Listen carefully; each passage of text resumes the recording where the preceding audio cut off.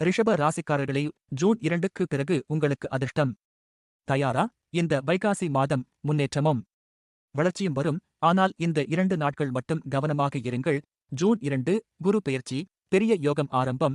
2026ஆம் ஆண்டு வைகாசி மாதம் மே 15 முதல் ஜூன் 14 வரை. ரிஷப ராசிக்காரர்களுக்கு எப்படி இருக்கும்? வேலையில் பதவி உயர்வு வாய்ப்பு உண்டு.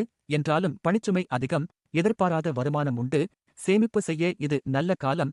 பழைய கடன்களை அடைக்க முடியும்.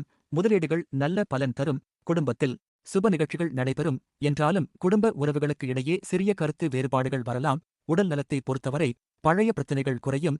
உடல் சோர்வு மட்டும் இருக்கும். மாணவர்களுக்கு கல்வியில் முன்னேற்றம் உண்டு. கவனமாக இருக்க வேண்டிய நாட்கள்.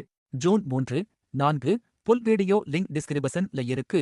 ஹஸ்ட்ரோ தமிழ் வியாசா ஸ்ரீயின் சித்திரை மாத பலன் உங்களுக்கு சரியா இருந்ததா? கமெண்டில் சொல்லுங்கள். லைக், ஷேர், ஃபாலோ செய்ய மறக்காதீர்கள். இங்கு கூறப்பட்டவை பொதுவானவை.